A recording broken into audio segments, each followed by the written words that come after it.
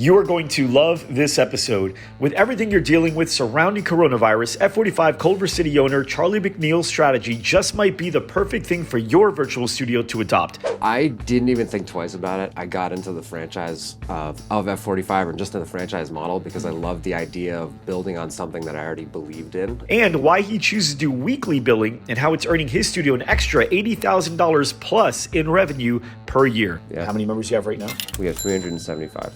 I mean, dude, you're talking tons of money Yeah. at the end of the year. It's just a big nut. by doing the same thing, Yeah, right? Over $70,000, I think. Get out of here, really? And I help him with a unique organic marketing strategy that'll result in a much lower cost per conversion for his studio. There's a formula of, believing in what you're doing and having faith and trusting the Right. process and knowing that I'm only asking other people because I know they know more than me, not because because I have to. What's up, everyone? Welcome back to another episode of the GSD show. And I'm very excited about this episode. It is a raw episode with F45 studio owner Charlie McNeil. He's from Culver City, California. And the reason I have Charlie on the show today is because he has been able to overcome the limiting belief that many American fitness studio owners have around weekly billing.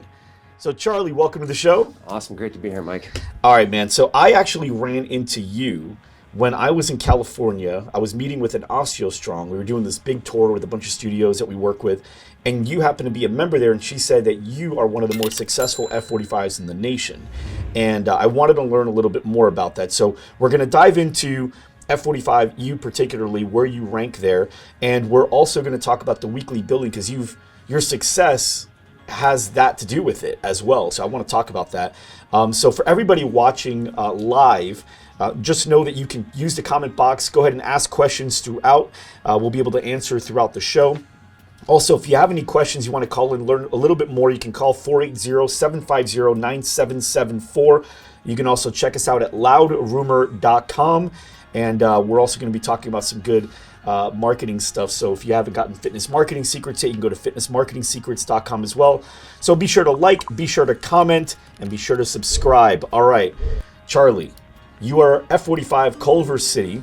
F45, how many studios are there in F45 right now? There are 1,800 worldwide. 1,800 worldwide, and in California, there's a ton of them. Yes, Right. it's definitely over 50 right now, and I think that number is growing. Right, and growing. So where do you rank right now? We are number one in terms of monthly revenue in the state of California. In the state of California, wow. And then what about countrywide, do you know? Number two in the nation in monthly revenue in the United States. In the entire U.S.? Yes. Dude, that's a lot. It is. That's great. Okay.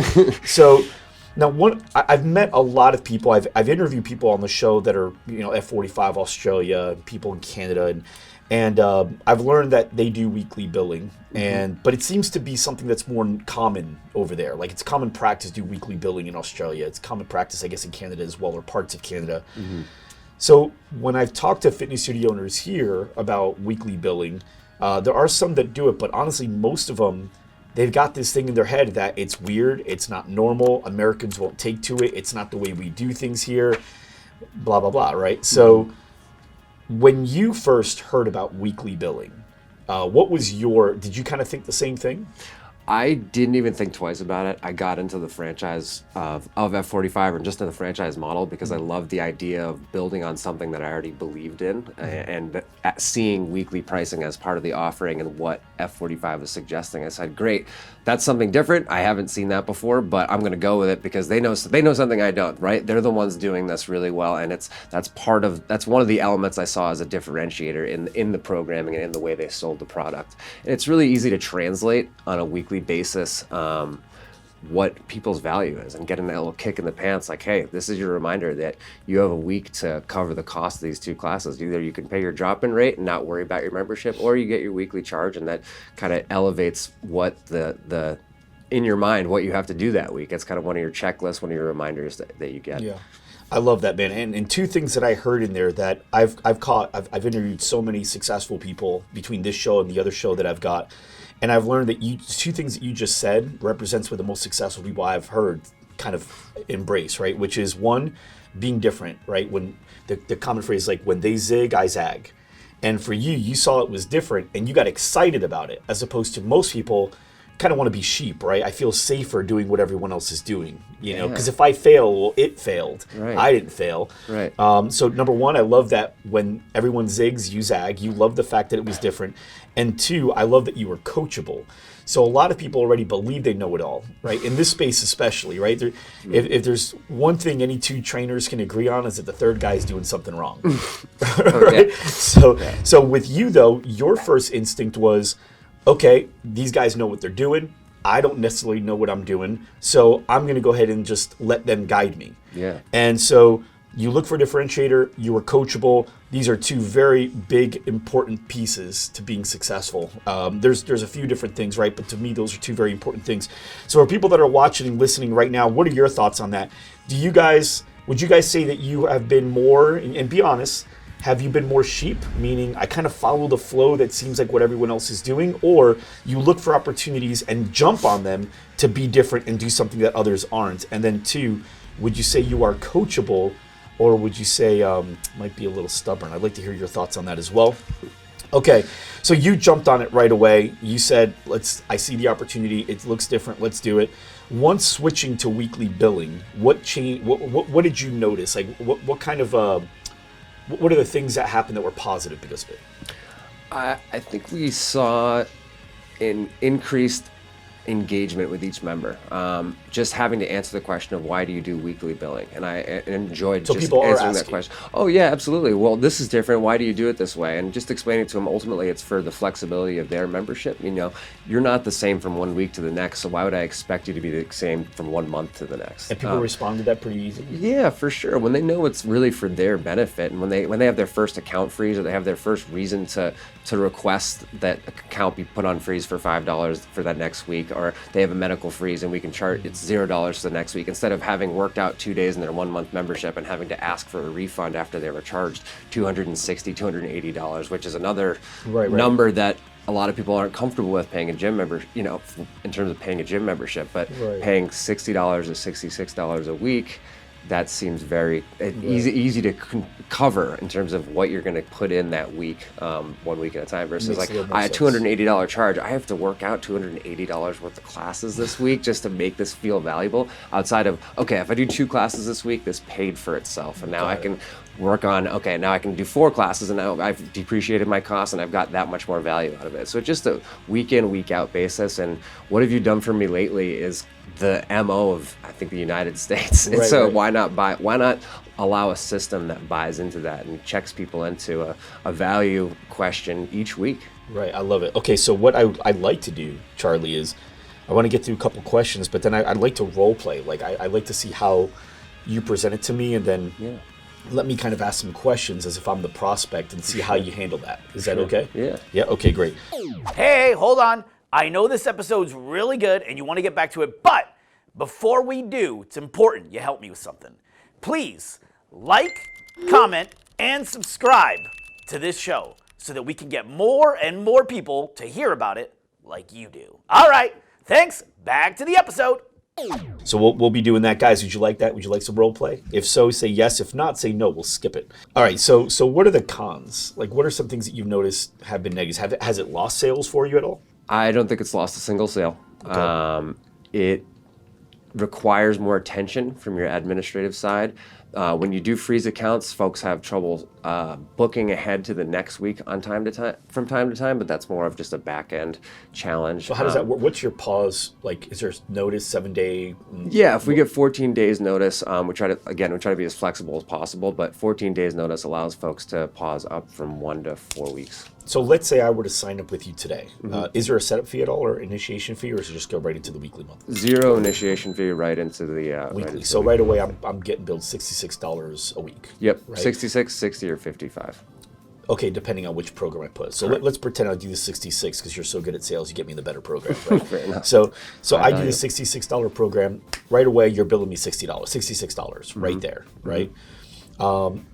And that's a month to month, so we don't have any freezes with that. So that flexibility, if you want to opt into a 6-month contract, you have the opportunity to add some flexibility to your program. What would that look like? So that just 6-month program would be 66 weekly. You actually save money, and it's just a 6-month commitment versus a month to month. If you cancel early, there is a cancellation fee with that, but we can talk about that if the need arises for you to alter your plans. And we may go into that in the role play too. Yeah. Okay, cool. It's already starting a little bit. No, it's good. Okay, so now let's say today is the 19th, right? So today being the 19th, if I started my billing today, it's Wednesday. Wednesday, is that my day? I get billed every Wednesday? Yep.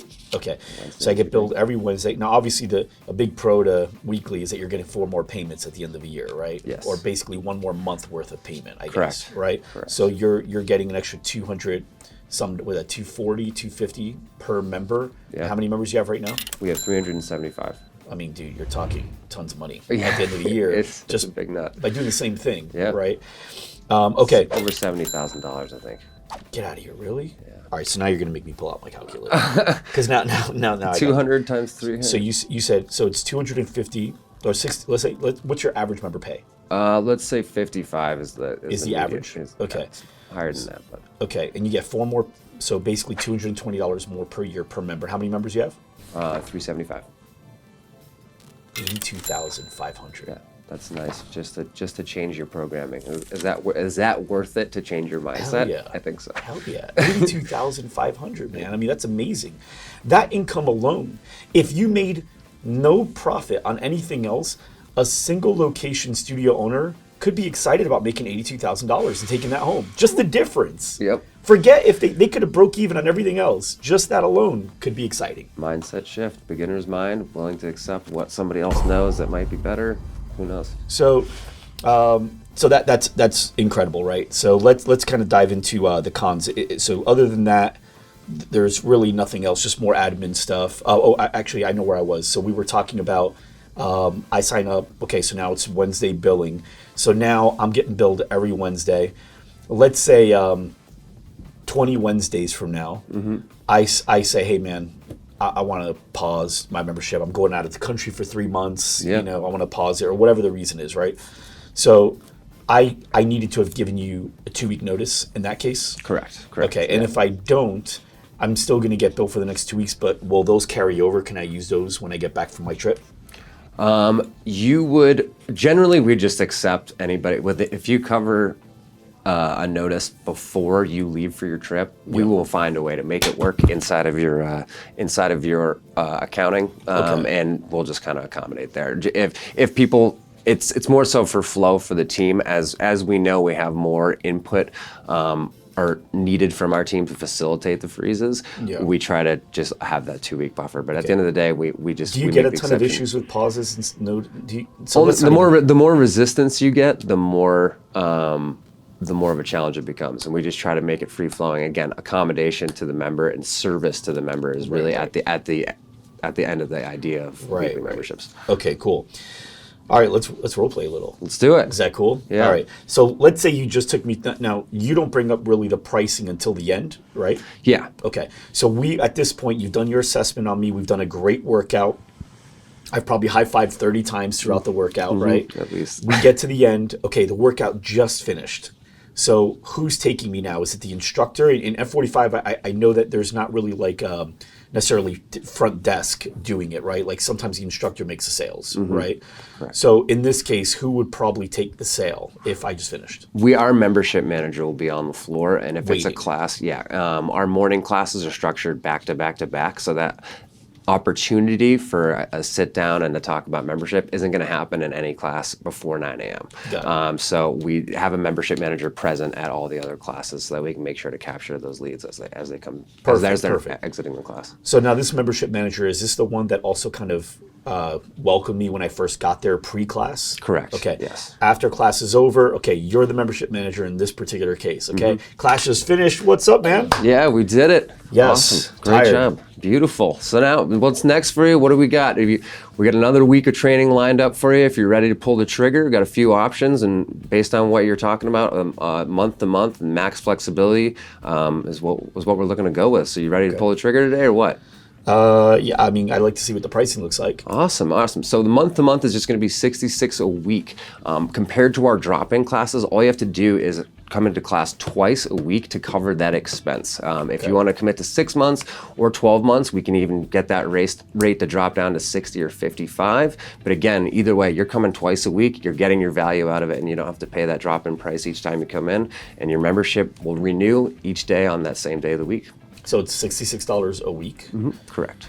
So, yeah, that's different. So you don't charge by month at all? No, we'd really like to see that you like to show you each week how what it takes to maximize the value of your membership. You know, if you come 3 times in a week, you know very quickly that's going to be $22 a class on a $66 membership, right? So it's based on your participation. If you double that, you're looking at $11 a class. So you can really easily translate the value of what you're paying per class. Right. So if I can come 5 classes a week, it's still 66. Yep, that'd be correct. Okay, cool. Can I pay by month if it's easier for me? If that works for you and that really is a need in terms of your scheduling and your billing, we can make that happen. And even if you wanted to go into a paid in full membership, we do have additional values there. Okay. It's really about what works for your scheduling. But if you travel, you have intermittent needs for your scheduling, the longer term 6-month or 12-month memberships will really be an opportunity for you to add flexibility, but also effectiveness to your workout. Cool. What's the paid in full option look like for the 66? Paid in full options are the best value in terms of membership rates you're going to get. So at $199 per month of the 6-month agreement, that's $1,314 for the whole term of the membership, and that'll save you quite a bit of money at the end. If you're ready to commit and you know you're going to work out and don't need that extra push from your billing cycle reminding you every week to come to the studio, other than our trainers and staff, then do it. Let's go. Let's commit. Okay, very cool. So it's $199 per month times 6. Mm-hmm. So basically $1,200, right? Yeah, sorry, yeah. That I was thinking of. $219 was the 1/3. Sorry, okay, that was our 6 month. My bad. Okay, yeah. but what is so was mine right? $199 times 6. Yes, that's $1,194 in the 6 month. Got it. So different rates. We just increased our pricing. So I love. So let's talk about that. Actually, that's another thing I want to talk about: increasing pricing. Mm-hmm. So you just increased pricing? Yes. And so what did you go from and what are you at now? So we're, in terms of the paid in fulls, we went from $199 a month over 6 months to $219 a month for 6 months total, which ends up being the $1,314. So that's how you got the new number. Right. So you basically got an extra, $240. Yeah. Roughly. Yeah. Okay, cool. And when you raised pricing, what made you do it? Just the idea that we have less space in some of our classes and really to maximize the value of each membership coming in. Our morning classes are pretty booked out. Where'd you get the idea to raise your pricing? Just seeing that we had additional opportunity to capture more F45 members as the marketing has increased throughout the United States, and we don't have many options around us in terms of F45s. There's us in Venice down the street, and there's probably 5,000 people that need to be serviced in the boutique industry around us, and we're only capturing about 600. So if we're already pretty full, then we need to start increasing the value of our. Did you raise pricing on existing members? We did not. No. Just on new ones. Yeah. Was there any? I would not do that. Any fear around raising pricing to new members, like, or if we're going from $199 to $219? Like, was there any fear around bringing your price up? For new members, no. For members that are renewing, we try to keep the rates that we honored when they initially signed on, because just the path of least resistance is. I mean, fitness has such a notorious attrition in general anyway that it's not really a huge deal to raise it. If you guys had no attrition issues, if fitness studios had no attrition issues, you'd have to raise pricing on existing members. Yeah. But you do, right? Yeah. It's part of you understand that, right? Yeah. So for you guys, raising it on new members is fine. But you went up by $20. So that's a 10% increase in price. 10%? Yeah, 10% increase in fee. So your team was on board, nobody was hesitant about the idea? Yeah, we just focus on exemplifying or giving an example of just the added value of what their memberships are. And if folks don't know that the prices have increased when they're coming on board, it's really just about how do we explain the value of the membership. And we've always held our weekly pricing online that you'll see. It's $88 weekly, month to month on the app. 66 weekly, 6 month, or 60 weekly with the 12 months. So by working with our staff members, they're always able to give the member coming in perceive better value than what they're seeing online. So wherever we land on as that promotional price that we allow folks to confirm in their 7-day experience with us, that's really the value we're trying to speak to, and it's always better than the value than people are expecting. So that the team doesn't have too much to argue with. Well, I think you should have raised price. I think you did the right thing. So I mean, I think everyone needs to raise price. Number one, to fight, just to battle inflation alone. The dollar goes down they're getting paid more. Right. Minimum wage goes up. Everything else goes up. So your employees cost more. Yeah. Everything you pay for costs more. You got to raise pricing over time just to keep up with that. Yeah. But then you've done it by even more than inflation, just because you understand that you had supply demand, right? And so, hey, we're out of space, meaning we can accept a lower conversion rate if that ends up being a result of this. We can accept a lower conversion rate because we don't really have that much to fill anyway, and it'd be great to just fill in whatever we could with people that pay more. Yeah, and we raised our trial price. Most prominently, that's the thing that's changed since mid-December. We raised a $12 one-week intro price to $39, and that has been a huge value for us, decreasing the flow of Has it leads affected coming conversion? Yeah, increased our conversion. Increased conversion. Yeah. So going from a $12 to a $39, so basically charging more, Yeah. increase your conversion. Yeah, we're at 20 to 30% on average for the 3 months before that, and our conversion went up to over 50%. Wow. Now, when we're saying conversion, there's levels to it. Is it conversion of impression to lead or from lead to member? From trialer to sale. Trialer to sale. And membership sale, not just, that doesn't include 10 packs, so we don't include that in our conversion. Got it. Okay, so now you're running ads online. So when you're running ads online, you were promoting the $12 one, and now you're promoting the $39 one, right? Correct. So we do know that the the $39 one is converting best once you capture the lead. Now, how has it affected the total lead conversion? Like, have you gotten more leads, less leads, or about the same going from 12 to 39? I say we have more leads, but fewer conversion. And I think this is the time of year as we expected. More leads, fewer conversion to try, like 7-day experiences into the trials. And so that's dropped from, we almost had lead to trialer was higher than 80% for as long as I can remember, and then it's dropped below 50%. Okay, so we got the ad running, right? When they see the ad, that's the impression. So they see the impression. You had the $12 one, you had a $39 one. So what was about the same or higher was going from the impression to actually filling out the form and saying, yes, I'm interested, I'll become a lead. Yep. What was less was getting those people to come in the door. Yeah. So you've gotten less of the 39s to come in. No, more of the 39s to come in. Oh, you got more of the 39s to come in. Okay. So more came in. And then of the ones that came in, also more of the 39s converted into members as well? Correct. It's pretty good. Yeah. It's an easier thing to explain, too. If you're paying $39 for the first week and there's a week cost associated, having a conversation about weekly memberships also translates pretty easy. Yeah. Instead of going, all right, you paid $39 for the week, now this is what your monthly price is. So you're already shifting the way that the member has to calculate the value in their head. So why not just stick with the same? Where are you running ads? Facebook, Instagram, Google, YouTube? Facebook and Yelp, usually. Facebook and Yelp. How's Yelp do for And you? Instagram.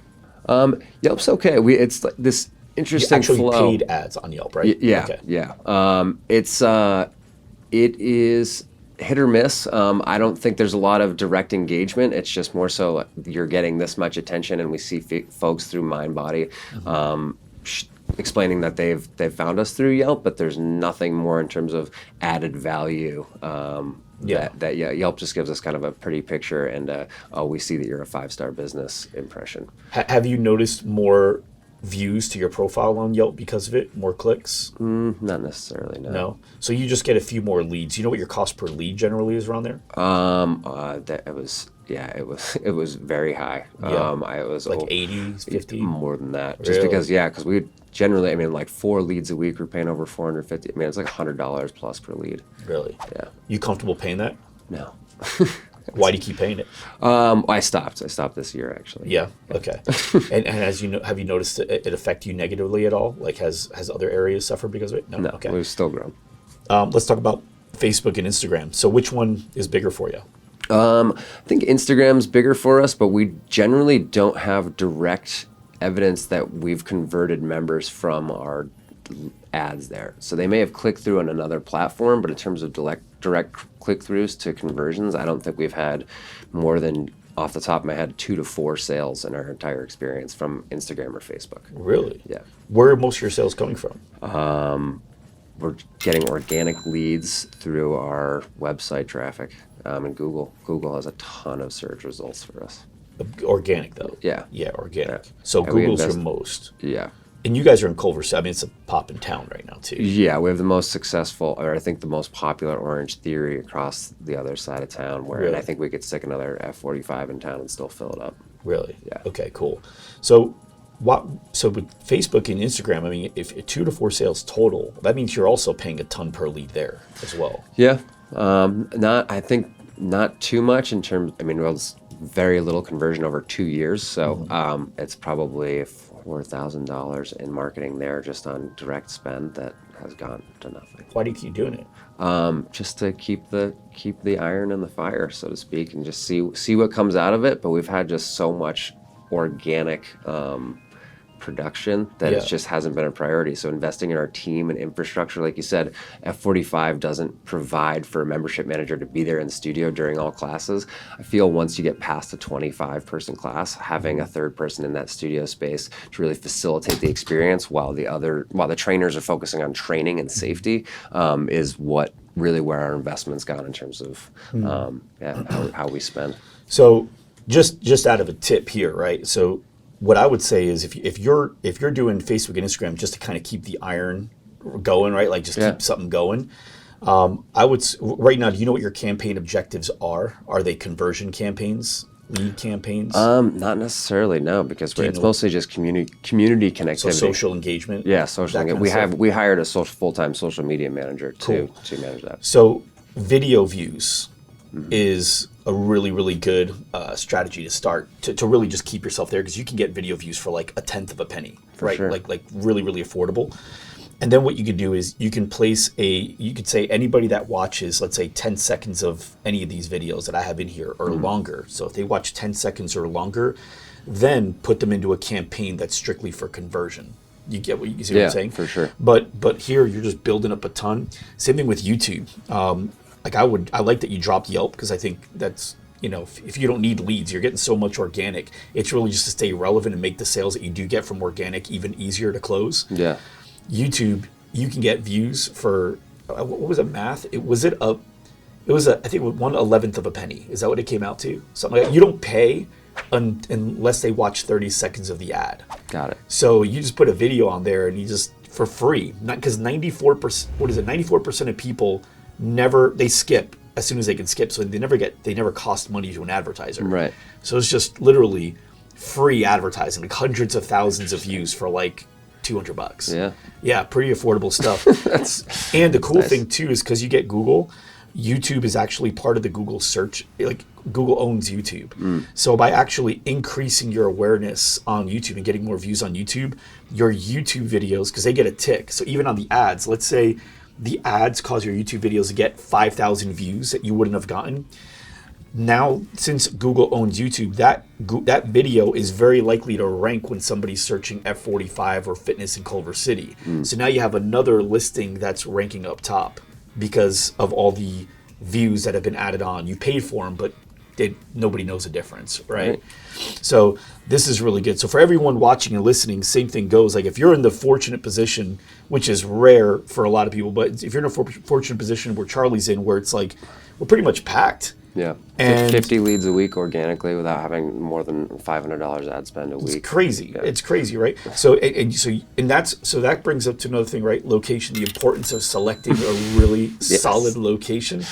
I mean, it's so expensive to go the cheap route, right? People find a warehouse down the street to the left inside this one community, and saves you money, right? Your rent went from maybe $12,000 a month to $2,400 a month, but man, that's expensive. Yeah, spend that on marketing and see how that feels month in and month out. And like, Right. it just, instead of having your shop being directly in someone's eye shot and being in the amidst traffic and knowing where traffic jams are and being Right. around a highway, it's just, those are very important elements, having the location absolutely. locked in, right? So what are you planning on opening up more locations? Yes. Yeah. Where's your next desire? Well, I guess I don't know if that is that.